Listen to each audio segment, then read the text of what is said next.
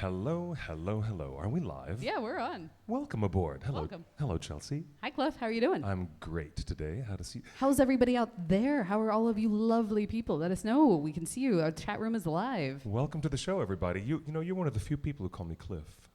Really? And I'll let you do it, and I love it. I love that you have I love that calling you Cliff. very familiarity that we have. Chelsea, you know, I'm Clifford usually. Do you know. prefer Clifford? I could call you that.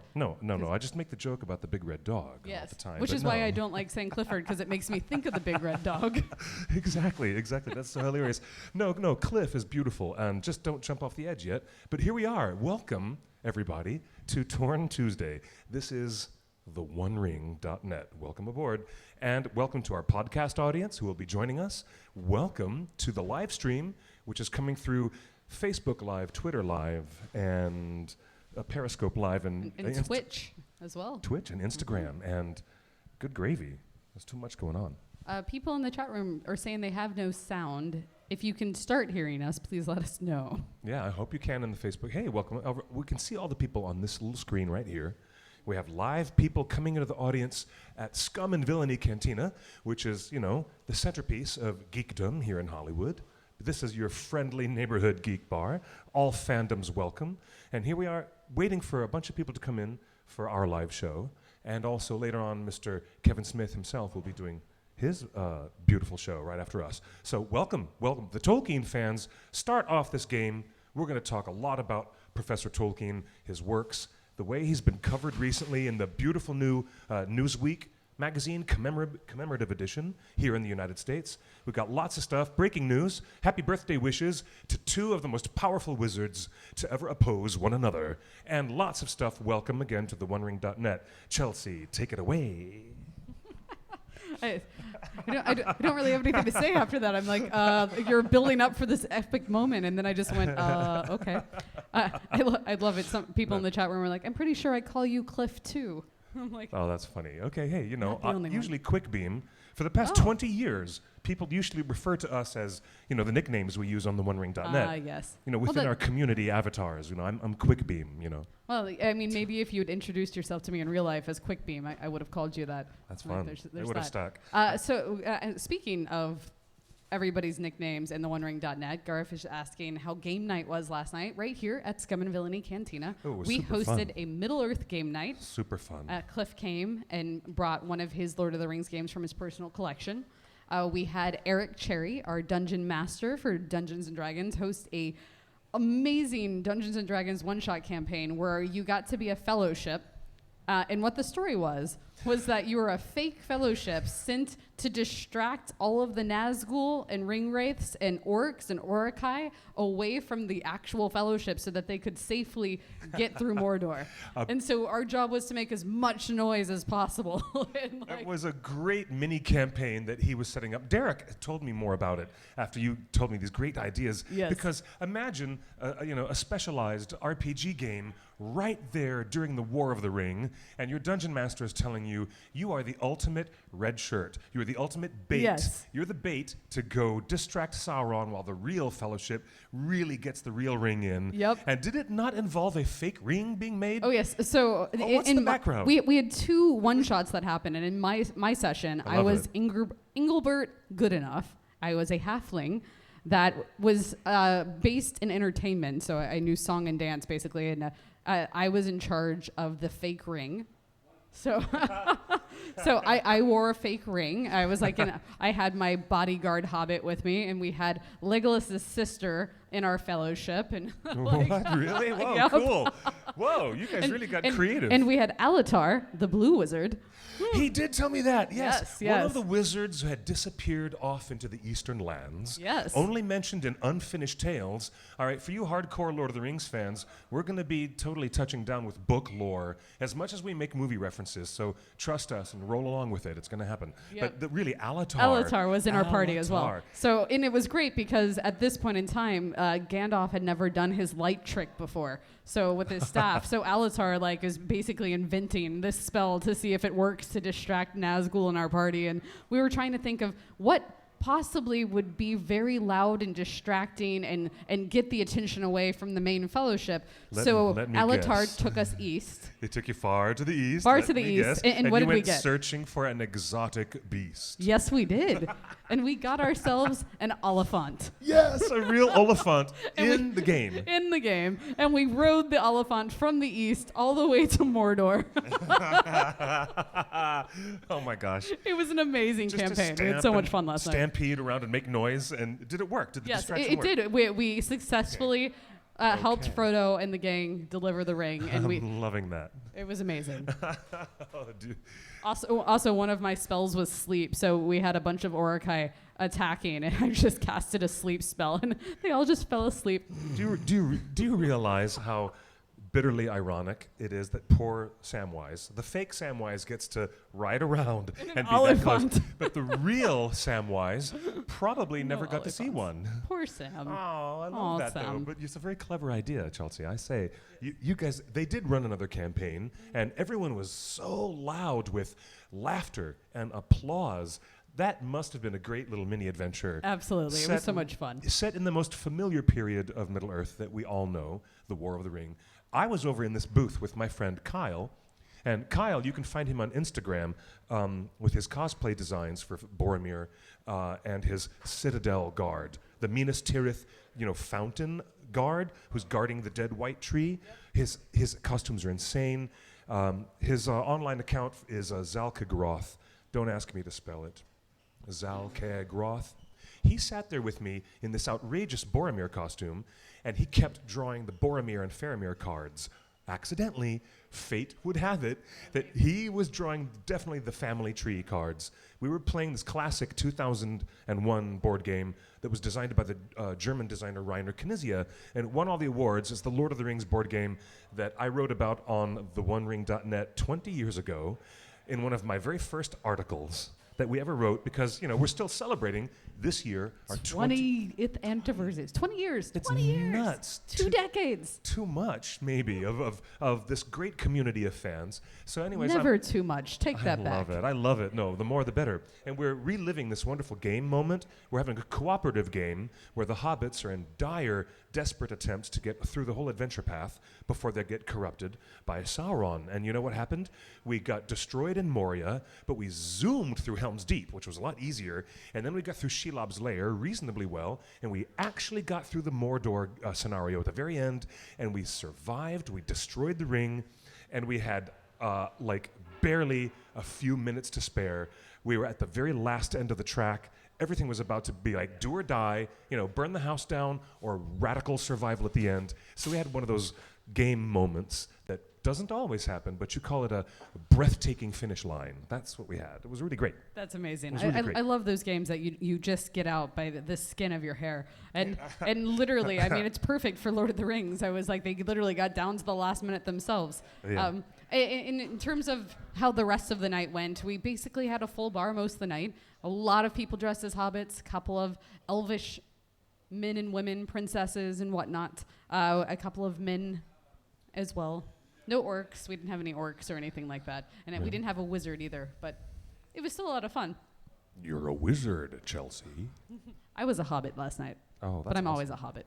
Now, the big news of the day, aside from the recent news that we had an exciting event last night, and there were some great raffle prizes too. We were giving away autographed posters for Tolkien. Signed by Dome Korkowski. Wow, that was so good. That was so cool. We also had a lot of great prizes from the OneRing.net as well. Like we gave away a limited edition sideshow medallion from Lord of the Rings, and oh yeah, those are lovely. Yes. I love those. But breaking news of the day is actually, well, a celebratory bit of news. We like to have good news. We usually supply that here first.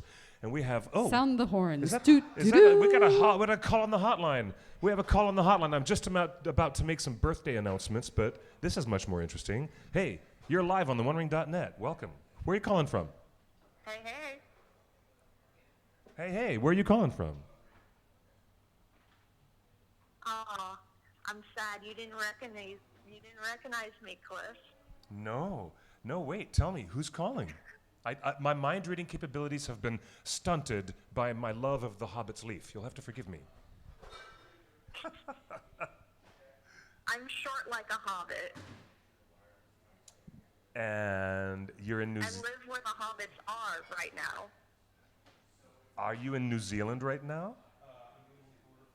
Perhaps. Are you calling from New Zealand? I think I know who this is. I don't know if you know who this is, my friend. Okay. There's all right. people in the chat room screaming Hannah. This is so good to hear your voice, Hannah. Welcome back. Oh my gosh. How many quarters did you have to put in the payphone to call all the way from New Zealand? She didn't go back in time, All Cliff. my life savings, but it's worth it just to talk to you and hear your voice, my friend. Oh my gosh.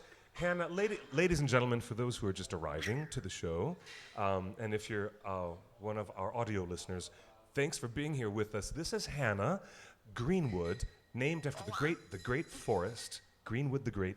Hannah used to be, before she ran off to get a job at Weta, working in New Zealand, she used to be a lovely co-host who was here, about 2/3 of the time when we were doing all these crazy shows at Meltdown Comics, and then when we ultimately migrated over here to where we are at Scum and Villainy Cantina on Hollywood Boulevard.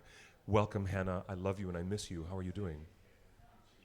I miss you guys so much. Like, it's pretty crazy. I'm doing all right.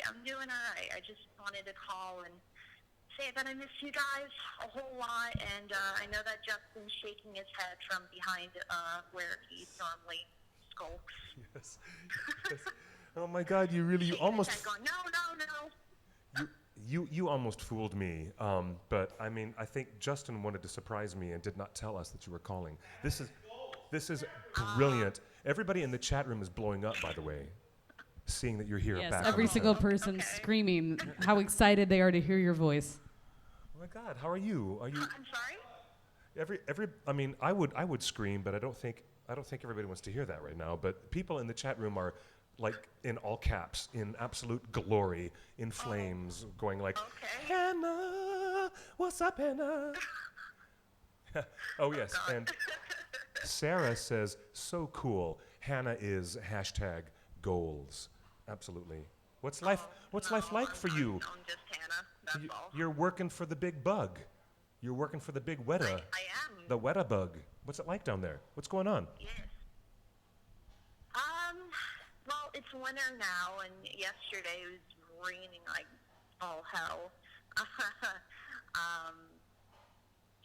Yeah, no, it's winter here, and it's getting cold, and I mean, I'm born and raised in Southern California, so this is all quite new to me, but I'd say I'm adapting pretty well. Just busy and Yeah, and you haven't said anything yet about Weta. What's it like working for Weta? Come on, cut to the chase. I mean, NDA. I mean, we could talk about the New Zealand weather all day. I mean, come on. well, I mean, everybody's really, really nice, and it's really, really busy most of the time. I'm trying to talk about it without really saying anything. Without breaking her NDA. Yes. I can say that I have been getting advice on bettering my art from Daniel Faulkner and Jamie Bezowick, who Jamie is my roommate. Small world. That is so awesome. That's great. You're getting some guidance and some mentorship from some incredibly talented people, and we knew that would happen. That's why we encouraged you to go. Yeah, it's honestly kind of crazy because I'm over here and I'm like, the flatmates that I have, one of them's worked on like all the prequels for Star Wars, Shaun of the Dead, The Hobbit, and then the other one worked on Rings, King Kong, like just everything of Weta, and I'm like, I'm over here and I can make it But stings. soon, Sometimes Hannah, that will be you I'm as not well. great. Soon, Hannah, that'll be you as well, though. You'll have all of those fabulous things, and you'll be teaching somebody younger than you about your ways. I don't know. Maybe I doubt myself too much. Oh no, no. You're facing a period of incredible creative growth, Hannah, and it's fantastic that you're there. And it's also great for you to call and check in, and celebrate. Yeah, I just wanted to call and check in. I also wanted to say for all the viewers that are listening, keep your eyes peeled on the One Ring Instagram because due to our 20th anniversary, I am putting together a small contest giveaway. So keep your eyes peeled for that. Ooh, okay, tantalizing. All right, Hannah is threatening us with a good time, everybody. Now you know for sure. Look on our Instagram, which is the One Ring Net. It looks like some kind of celebratory mood that I've been talking about is going to extend to IG account. We'll have some kind of a giveaway, some kind of crazy mischief. Do you know what? I'm in a birthday mood. This was my birthday year, my big birthday. This is the year when Bilbo turned 50 and he went off on his big adventure when he was 50. And so did Frodo. Frodo left the Shire and took off. And look at you, Hannah, taking off and going off into the blue, not knowing where you'll be swept off to. It's just like, this is so exciting for you. Are you still there? Yes. Okay, well, I wanted to say thank you for checking in. The birthday celebration for Ian McKellen and Sir Christopher Lee, both of them Sir Ian and Sir Christopher. We're going to talk about some crazy wizard celebrations, and our birthday celebration for the OneRing.net is going to continue all year long. We're even talking about doing a big kind of party or an event at San Diego Comic-Con. There is a lot of talk in the air. Thank you, love. Oh, hey, thank you. That was great. Now, what's that, Justin? She's not allowed to say. She's not allowed to talk about the movie that she is working on right now, Buster. You know that. She wrote a non-disclosure agreement in blood.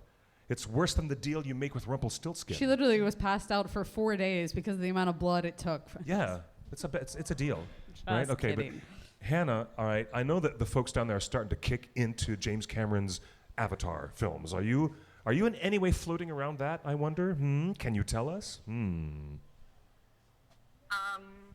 sure. Just push a button on your phone if it's a yes.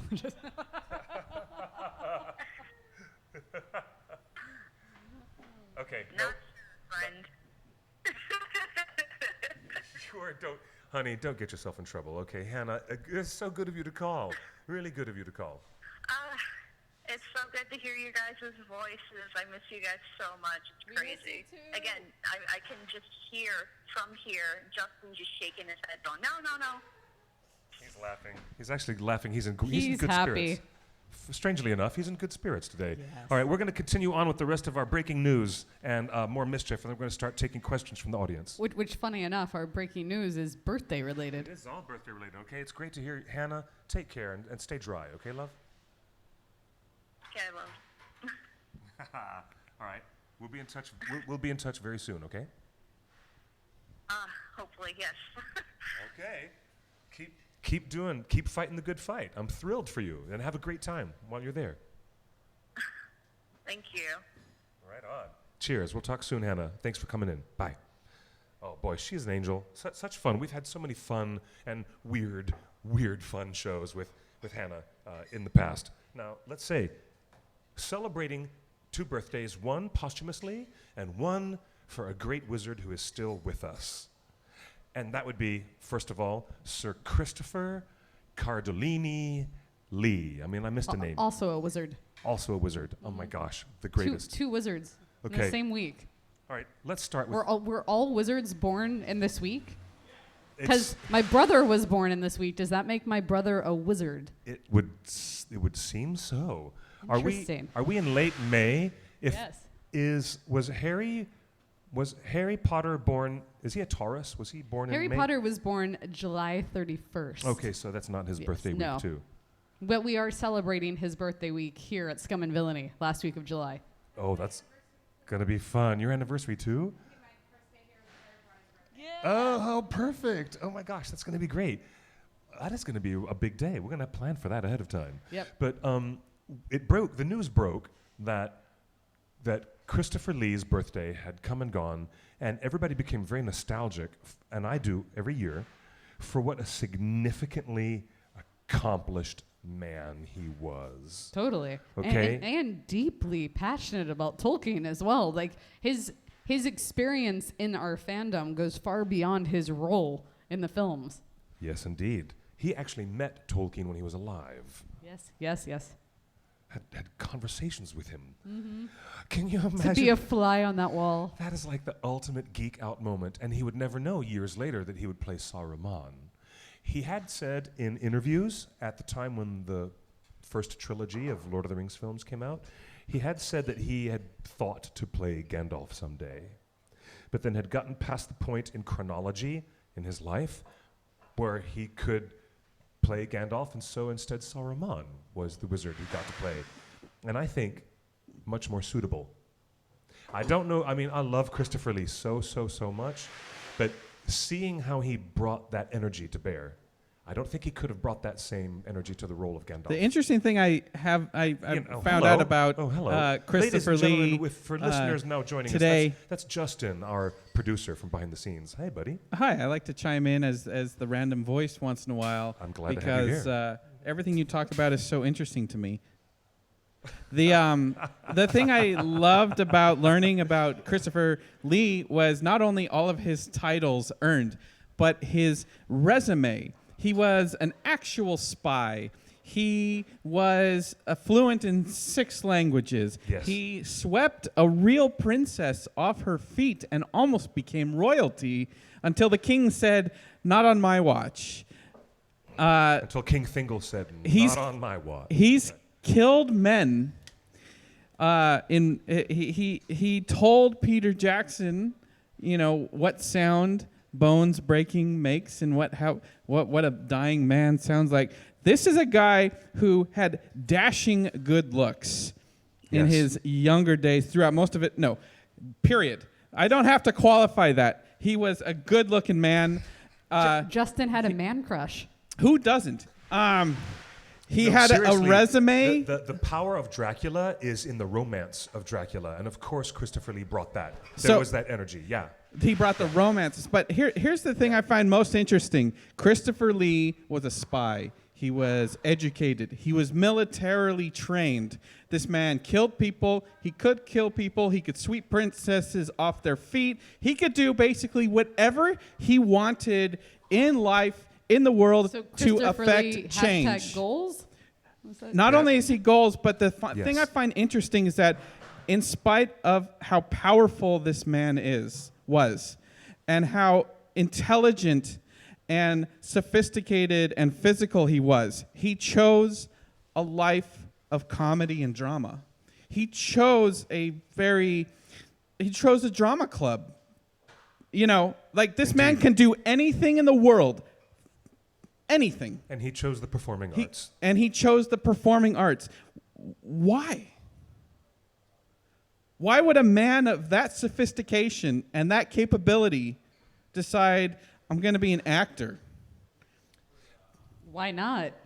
I imagine he was smart enough to know the power of good storytelling.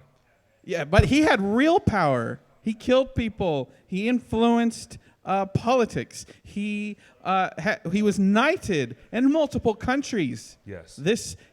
Christopher Lee had the ear and the respect of the rulers of the world. And he would go on to record heavy metal albums when he was an octogenarian. But Power metal band. What is it about the arts, the performing arts, that makes a man like that choose that life for the remainder of his days? Who can say no to being a memorable Bond villain? Who can say no to that opportunity? No, he was Bond. In fact, he was a first or second cousin of the creator of the James Bond series. And Ian Fleming. Ian Fleming was his cousin. And in fact, Ian Fleming wrote the books about James Bond based on the stories that Christopher Lee used to tell. There is quite a bit of connection there. So Christopher Lee is the original James Bond. And Ian Fleming wanted his cousin, who these stories are based on, to play James Bond, and he said no, and they went to Sean Connery. But I'm saying, here's an actual James Bond, the original. I like how you just tossed aside Sean Connery, though, and then they went to Sean Connery. So, Well, I'll tell you what. I'm in agreement with Chelsea that one should not boggle the mind or be too in a state of wonderment that someone with that resume and with that list of powerful accomplishments, as you attesting to real power, perhaps Christopher Lee internally felt the voice of an artist, and he understood a different sort of power. Was it play? With the power of his voice and his skill as a singer? Did he sing opera? He has the power to impact and inspire lives through art. What's more powerful than that? Exactly. Do you think that was it? Exactly. But do you really think that was his motivation? Yes. Absolutely. I do believe so. I think who else every would dedicate great their artist life? has that as a motivation. The Yes. ultimate, I know it's my for many motivation. people, for a certain group of people, the power to take a fellow man's life is the ultimate power and the ultimate responsibility. Others, it's politics. Others, it's finding love at high places. He almost married a princess. So if he knew how to achieve greatness in all of these aspects of modern society, the performing arts, like, come on, if your sister came home and said, I'm going to be an actor for the rest of my life. Doesn't mean that's what you're passionate about. Like, I'm great at marketing. It doesn't mean I want a marketing job. You know, I was like, I'm more passionate about being a nerd and doing game nights than I am that. If his passion was arts, there's no denying that. Like, when you're that in tune with yourself, there's nothing wrong with that. What I think is more surprising is not that he chose to go into the performing arts, and he was an opera singer and would have had a different career if things had gone a little differently. Just one small fickle finger of fate kind of moment happened, and he went from opera to the stage. Yep. But just a weird happenstance moment that changed those things for him. But what I think is more surprising is perhaps that it took him that long to find his artistic voice against his preceding accomplishments that he already had under his belt. That might be So I quite guess interesting the to look ultimate at. question for you guys that you guys can take from here or totally ignore is Tolkien and his passion for Tolkien responsible, even partially, for Christopher Lee saying goodbye to that life of power and royalty and everything And espionage. and espionage? And opera. And so is his love for Tolkien and the act of creation and storytelling and drama and comedy, is that the driver for him becoming an actor? It did Tolkien. For all we know, Tolkien might have convinced him to pursue that life. Yeah.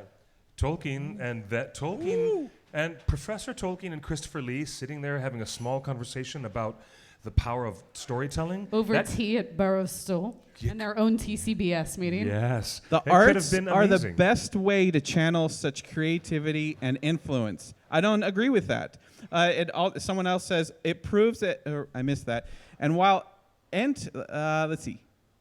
It proves that that creativity and the arts is universally powerful, and it's so healing for people who have experienced violence and drama.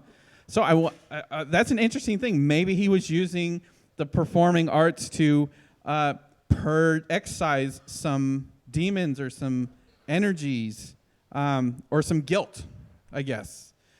Did he use the performing arts to deal with some guilt of his past life? Too bad he's not around. Because he didn't. Man. Well, I just look. If I was a parent and my kid was on a path to success and greatness on the world stage, and he says, I'm going to become an actor, how would you feel? Well, I tell you what. Considering That's the only thing anyone in my family ever did. considering my background, you're asking the wrong guy. You're definitely asking the wrong two people. I'm the guy who was in Chicago and was at DePaul University at the Performing Arts Conservatory program I myself. didn't know that you went to DePaul. And I didn't accept their offer. Because they wanted Almost went. They wanted me to not be in the performing arts branch. They wanted me in the playwriting and criticism branch of the school program. And you know what? I walked away from that and I went straight to working professionally in Chicago theater, made a ton of money, and then moved my ass out here to Los Angeles. So, you know, sometimes... I went from Chicago to LA too. Oh, really? Yeah. Oh, we need to talk about that. Oh my God, Chelsea and I are discovering... I'm sitting here like, wait, what? You're a Chi-Town boy? We have what? Chi-Town roots. Well, let's. I want to talk about house music in the 90s next. Okay, no, hold on, good wait a times. minute. This is great news. Now, Justin, thank you for adding this point. Yes. Because looking at this man's life is what we want to do. We celebrate Christopher Lee's birthday, and we want to take a moment to examine his life. And Justin so enthusiastically brought that Yes. Examination. that examination Yeah. of his life. But to answer your question, well, look, don't ask me. I'm the guy who made a breakneck decision at DePaul University to stay in the academic program or to abandon it for the professional stage and the money and the business that was at hand. And I went to a private art school at Columbia College Chicago. Imagine, yes, you did. No, so imagine. Absolutely. It is worth it. Totally worth it. Making those choices are always worth it. Look at Hannah. Hannah, who just called us a moment ago. Instead of her staying ensconced down in Orange County and not progressing with her art, she stepped forward and made a breakneck decision to leave her family behind and go and explore a wild new thing. Christopher Lee also made that choice. He had all these things under his belt, but he wanted to embrace his artistic voice. He was already on stage as an opera singer. Switching to the craft of thespian arts was easy for him. Leah in our chat room just said, ultimately, it's not about money or prestige. It's about getting to wake up every morning and go to a job that you love and that you're passionate about. And that I agree with 100%. Indeed, 100%. Now, I did a little research project while Justin was getting very excited about Christopher Lee because we were talking about were all people born in this week of May a wizard? Then somebody asked about Harry Potter. Somebody in the chat room said, what about Dumbledore? So I Googled this while you guys were talking and I want to share. Dumbledore has apparently... The rumors his birthday is late July, early August, so he'd be around Harry Potter's birthday, which is also when Neville's birthday is. So the majority of the wizards in the rolling world are the end of July. Oh. Whereas in Tolkien, it seems to be end of May. End of May. So then I took it a step further and I looked at the actors who have played Dumbledore, which have been 3. Yeah. And the 2 older gentlemen were both born in the same week of October. I just find this really fascinating that all of our wizards were born at the same times and their respective fandom. That's very fascinating to me. Now, strictly speaking, in a book universe context, the wizards wouldn't have birthdays. They were Maiar spirits, and they arrived at different times on the shores of Middle-earth. It was not one boat with all 5 of them arriving in one big arrival party. Hey, we're here, wizard time. It didn't happen like that. Certainly not like I that. really hope it didn't happen like that. It didn't, no. And that's just It's Christopher wizard Lee. time. That was all of a sudden me doing Adventure Time for a minute. I just slipped into, you know, It's someone else's birthday? Jake the dog and Finn the Besides human. Christopher Lee, it was also Sir Ian McKellen's 80th, I believe, His birthday. 80th birthday. Here's now And we have 80 and looking fabulous. we had Hugh Jackman standing in front of this massive audience to sing, like tens of thousands of people to sing happy birthday to Ian McKellen. It took Twitter by storm. And then the guy who does all the wonderful things at Ian McKellen's website, which is McKellen.com, the webmaster, Keith Stern, a family friend of the OneRing.net, posted a table chart of who was sitting down at the Wizards party. And that was a who's who of everybody in the Royal Shakespeare Company, people in the great names in the West End Theatre of London. And do we have a graphic of that, Justin, to show the audience?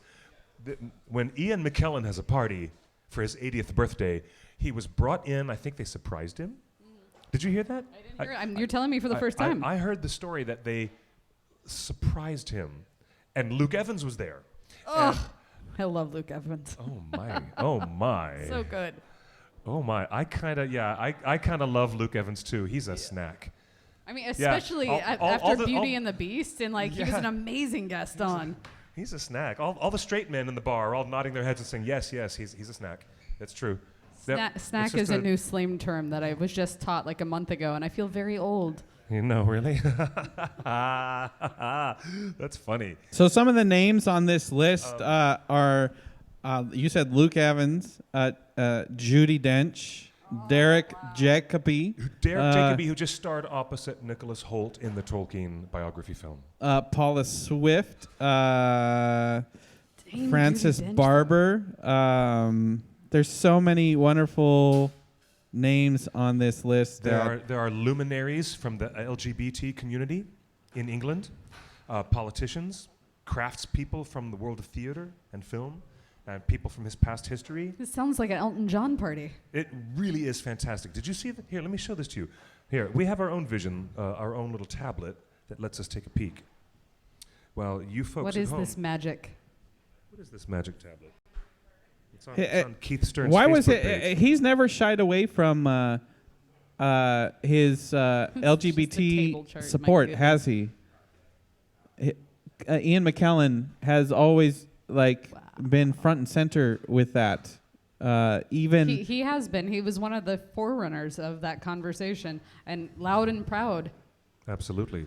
Cliff, remember in 1999 when Ian McKellen had to confront a fan backlash to his casting as Gandalf?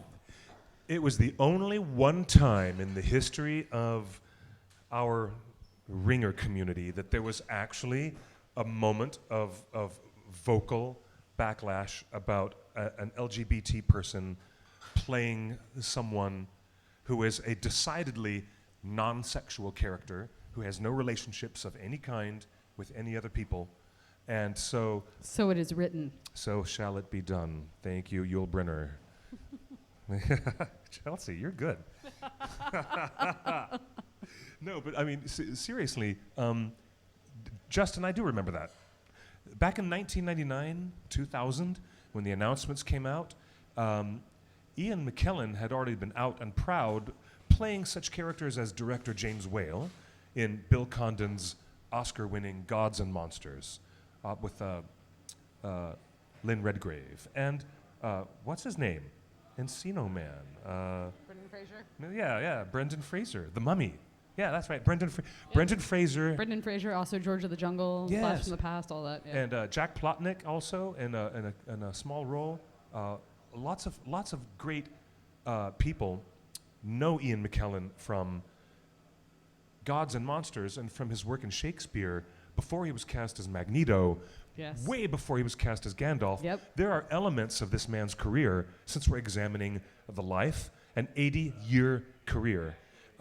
He's never been shy about anything politically, and I congratulate Ian for having such integrity and being so helpful with his voice to help bring attention and a much-needed humanism to the conversation in British politics about LGBT rights. He's accomplished so much, and it was great to celebrate so many people. Luke Evans was surprisingly pushed back into the closet after he came out of the closet working on Broadway in a very, very big Broadway show about the life of Culture Club frontman Boy George. It was the Rosie O'Donnell produced Broadway musical called Taboo. And who was one of the lead players? Luke Evans. And then, you know, his publicist, when it comes around to him being in these big action movies and playing Bard in the Hobbit trilogy and all this stuff happened, all of a sudden when Luke Evans was on the nighttime talk show circuit, his publicist and his people were like, quiet down about you being interviewed by those gay magazines back then. Because he was interviewed by LGBT magazines for the role. It was part of the marketing of the show. So it was really intriguing that even now, even as recently as, you know, a few years ago when the Hobbit trilogy was out, performers who are working at that bandwidth, at that level as Sir Ian McKellen does, as Luke Evans does. I mean, some remarkable films he's been in. And imagine being in that place where your managers and your publicists, people are telling you, don't have integrity, don't talk about your private life. You know, that's totally bogus.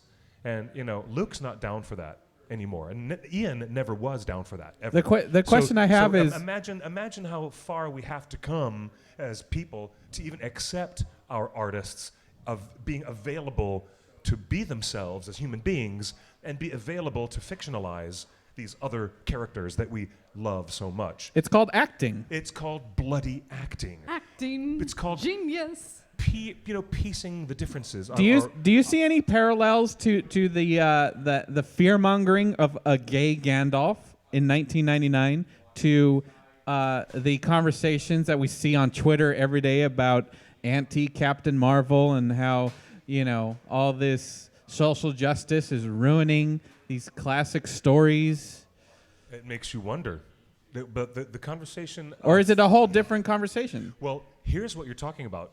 Chelsea, let's wind back the clock. How well do you remember interacting with the internet in 1999? Very well. AOL chat rooms. Yep. It was really basic. I ran two very popular fan club zines online through AOL. One was for Sanrio, one was for Hanson. I was like, I had a website that I built my own HTML code for that had all of the animated GIFs and things that would take forever to load up on dial-up. I remember 97 through 99 very well. Yes. Indeed. I know that this might be something they made fun of in Captain Marvel, was how wonky that technology was for getting on the internet back then. But the only reason anybody had a whiff of ugly commentary about Ian McKellen being a highlighted and highly profiled champion of LGBTQ rights and him being inappropriate for Gandalf, the only reason why we ever had that conversation was because we were experiencing the first wave of the internet where these communities were coming together for the first time. Now, the actors who were cast in Ralph Bakshi's movie in the 70s, nobody said anything about what Anthony Daniels or John Hurt were doing in their bedrooms. No one cared. No one bloody cared. They didn't have the internet then. It was the first taste, the first small appetizer of what was to come now with the other strange levels of toxicity that Star Wars fans have and the weird backlash against the it started in the 90s with Monica Lewinsky. And ever since that really came to a public highlighted profile, it was what other public figures' private lives can we try to destroy now? It's none of our business. Did Ian McKellen's response shut down the argument? Did it go away? I don't remember. Cliff, you were there in 1999.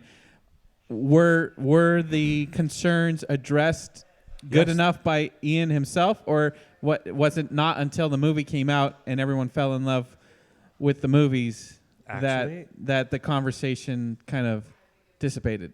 I think if my brain works half the time, and it does, that McKellen had a personal response on his website on McKellen.com. And it was about the gay Gandalf conversation.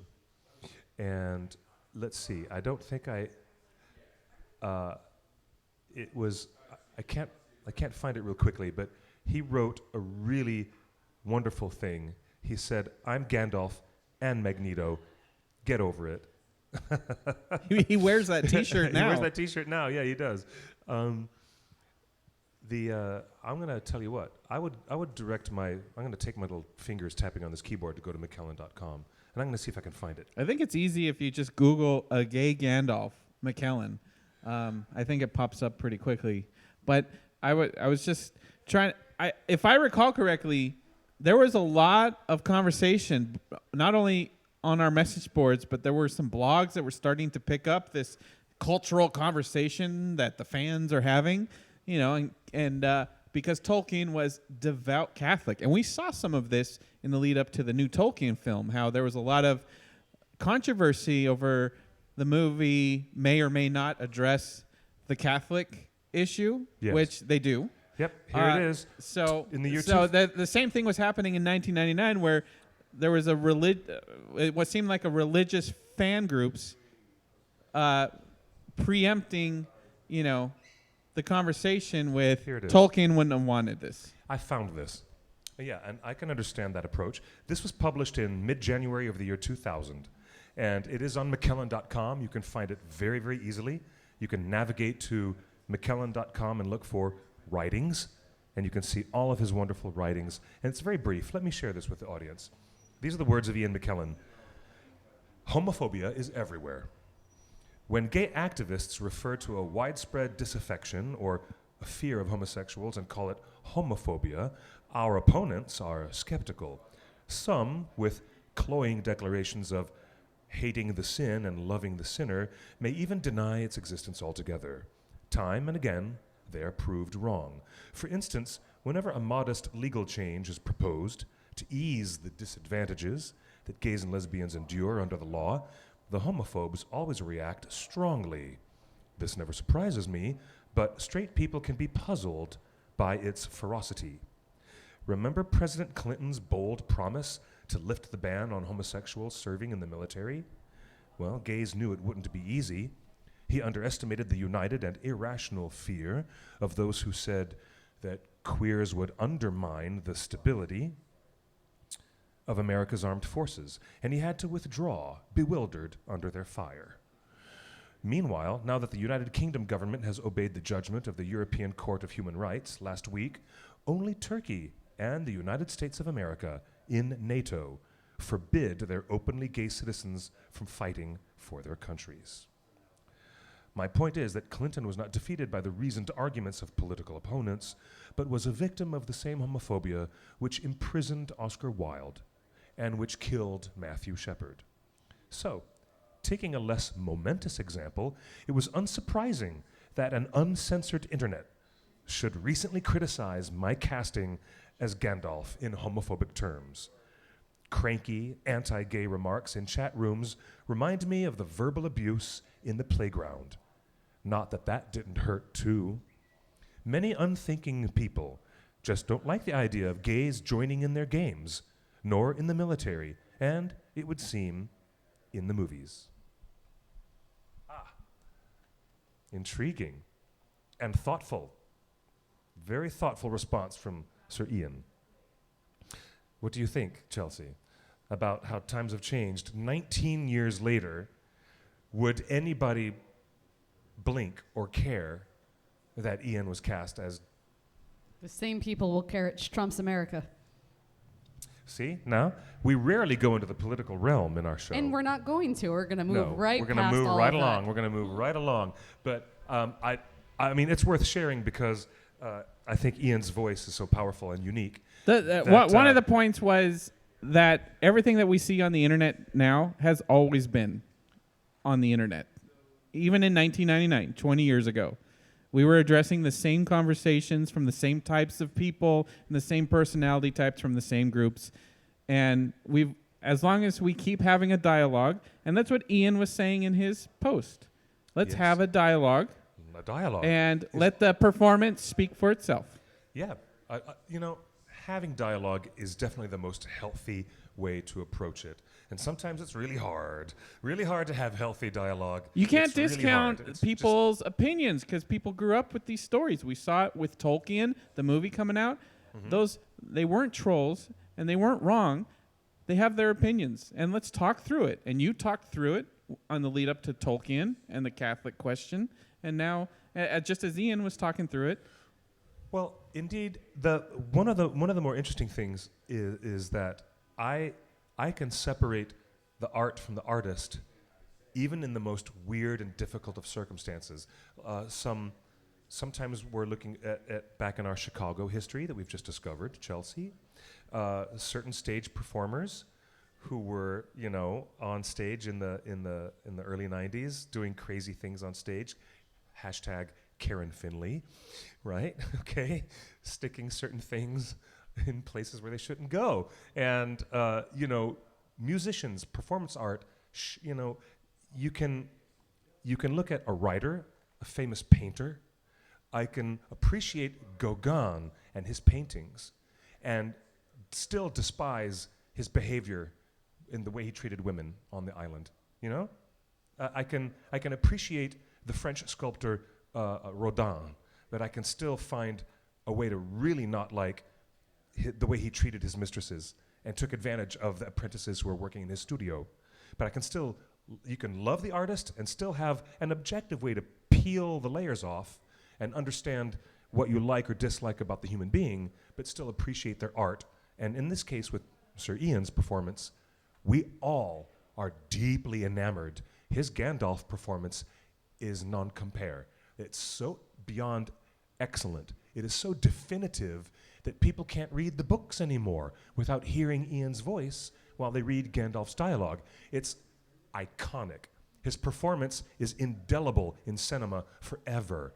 So people can bitch and moan all they want about his politics, but have a thought and add a layer of thought, and you'll realize that what he's contributed to the body of our Tolkien fandom has been immeasurable, regardless of whether you stand on his politics or not. I mean, seriously. Oops, there I am. I'm done.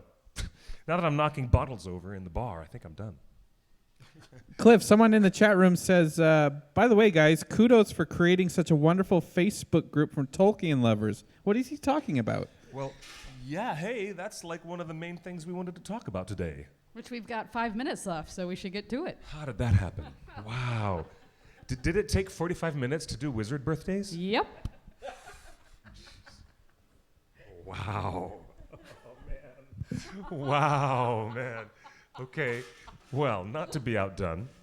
You guys, Facebook is changing the way that it's structuring its content, and it's all about groups now. And guess what we did?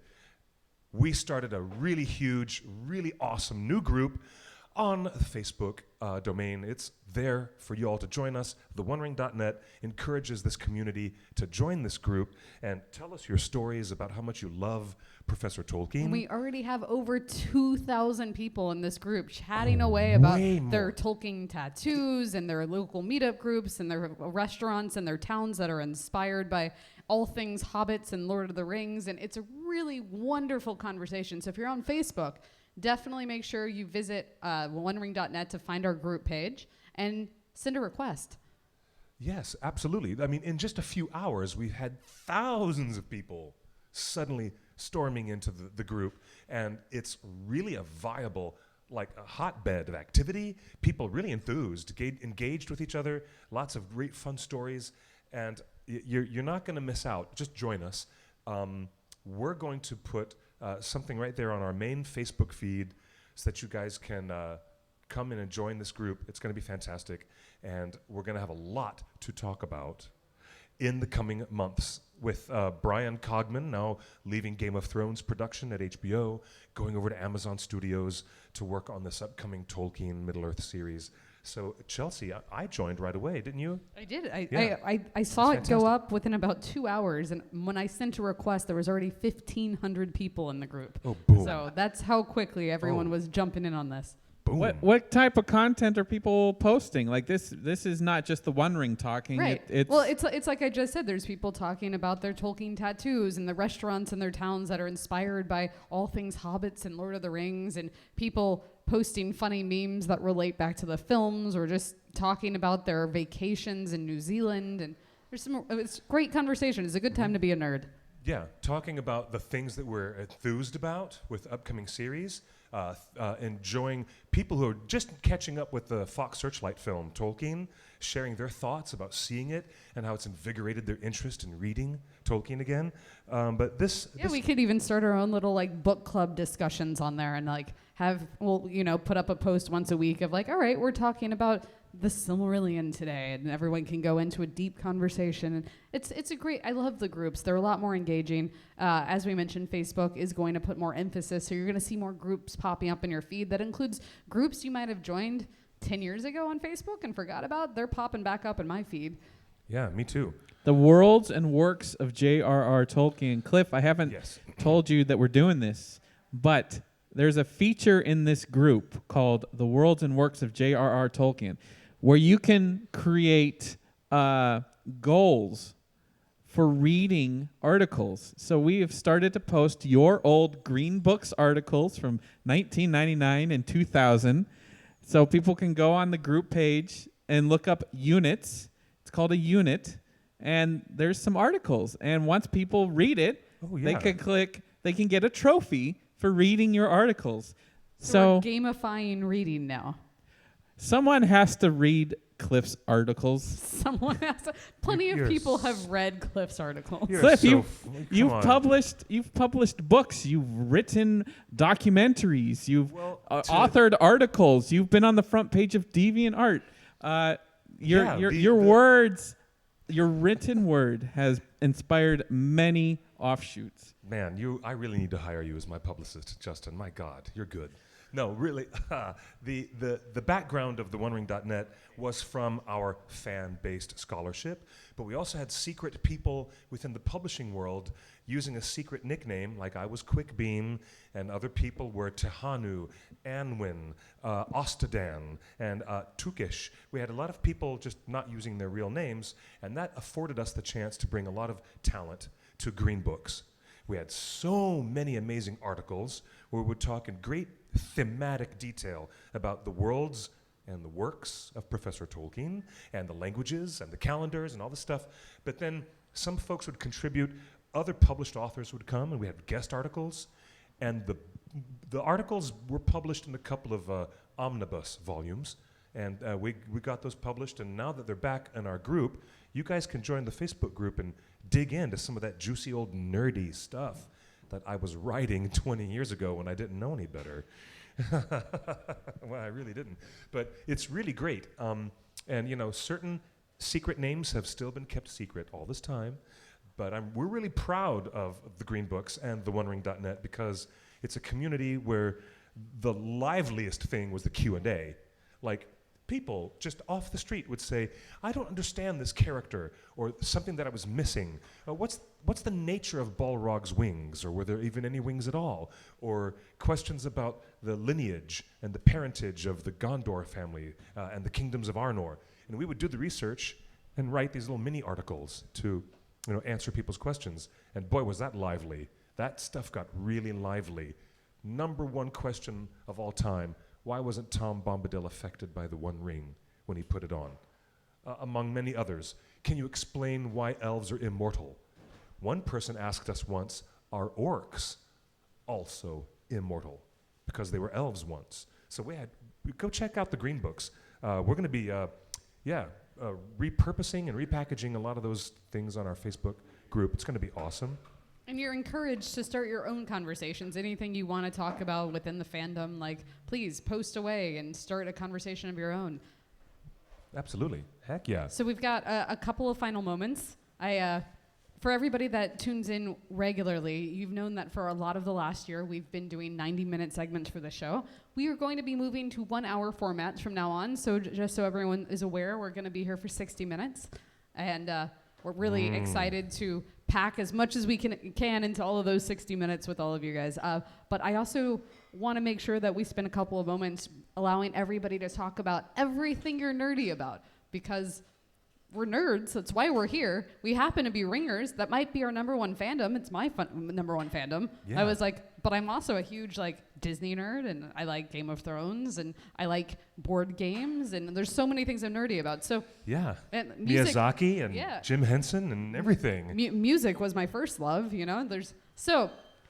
Before we end this today, I know you just saw Aladdin. I saw it a week ago. Yeah. What did you think of Aladdin? Yeah, this is going to be our segment of the show. I think we're going to call it Gossip at the Green Dragon? Yeah, Gossip at the Green Dragon. Yeah, I mean, this is where we open up to any other fandom and talk about other stuff. Or if you guys want to talk about something in the chat room too, feel free to put a topic out there. Star Wars, Star Trek, the Alien franchise. Evidently, Ridley Scott's going to do another prequel, another Prometheus-type prequel. And oh my gosh, I'm excited about the that. Alien anthology shorts that came out as well in March? I did not see those. Yes. I've got to see those. Yes. Here's my verdict on Aladdin. Okay, wow, that was a lot of Bollywood. Okay, look out for parkour Aladdin. Okay, it's totally parkour, roof jumping, wall tumbling Aladdin. It's really great. I actually was really great.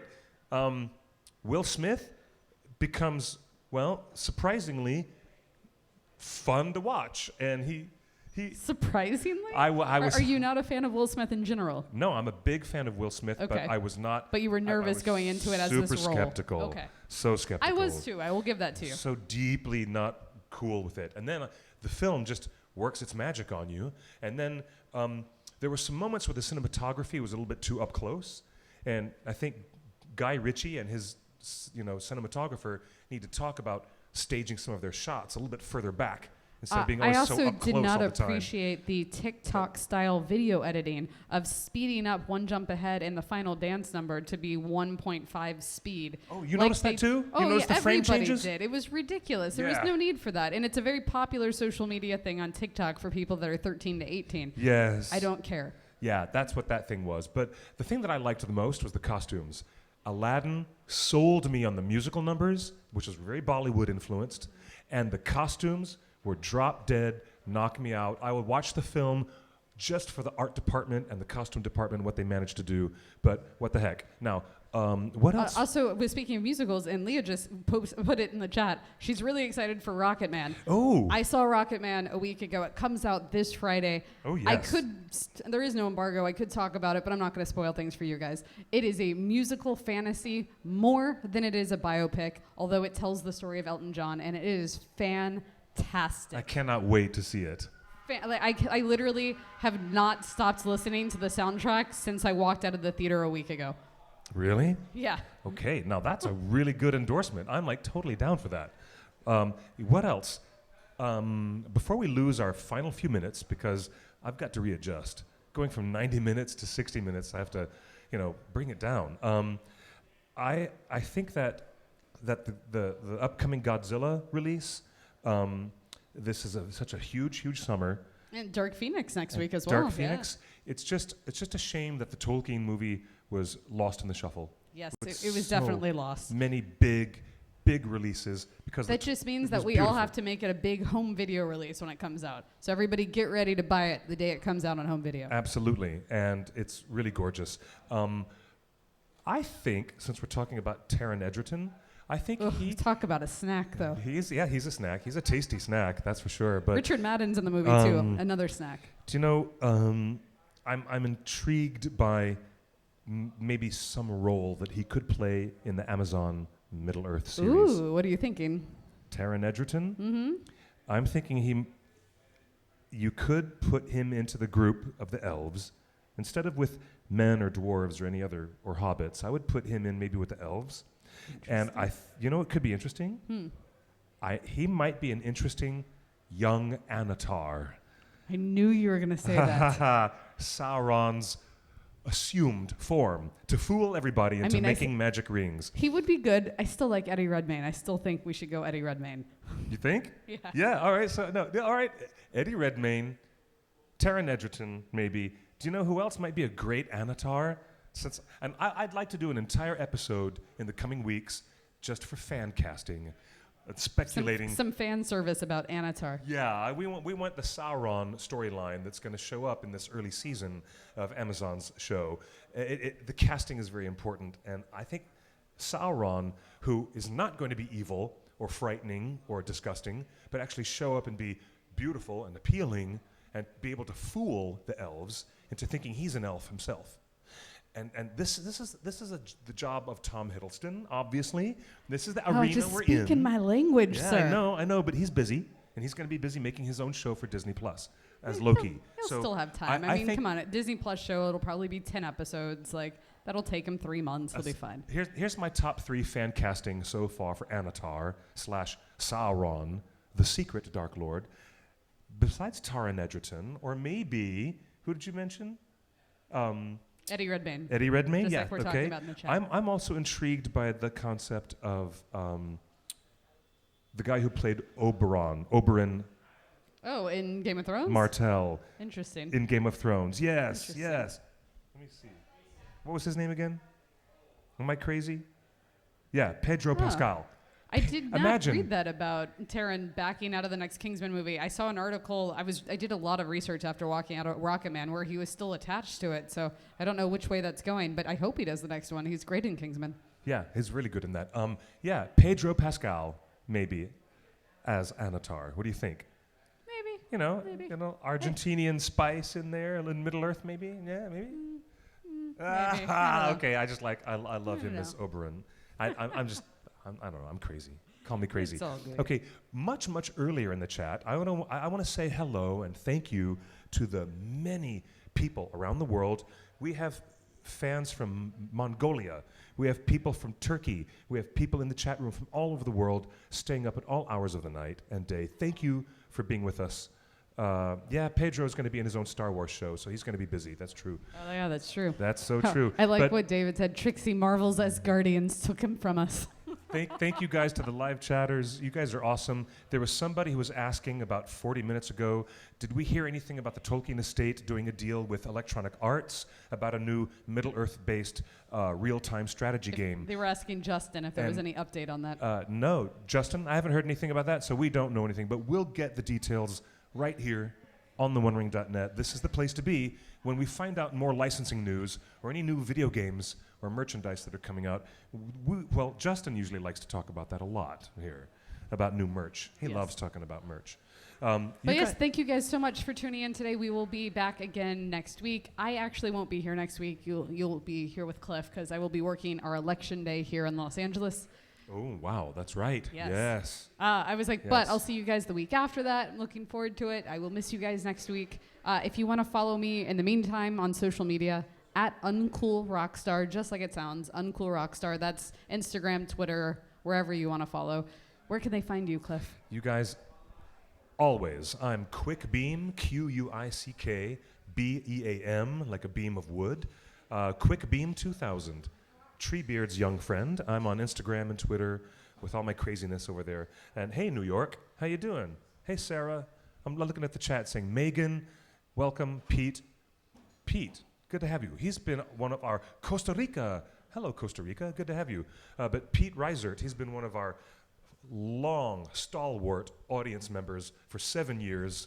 Melon, thank you for coming, friend and enter. I'm glad you guys are here. You guys are all our melons. Be our melons, won't you please? So you were in the middle of saying your Instagram is QuickBeam2000. I did say QuickBeam 2000. I just heard QuickBeam and I then did say, QuickBeam 2000. Yes. Yeah, So if you want to follow QUICK. Cliff, QuickBeam2000. QuickBeam Follow 2000. theonering.net. Subscribe on YouTube. Keep up with our videos. Join our new Facebook group. We're going to have so much fun in there. Year 2000. In the year 2000. Year 2000. Okay. And we will see you guys very, very soon. Thanks for tuning in, guys. Next Tuesday, more Torn. Come back to theonering.net. In the meantime, buenas noches y buena suerte. Thank you, everybody.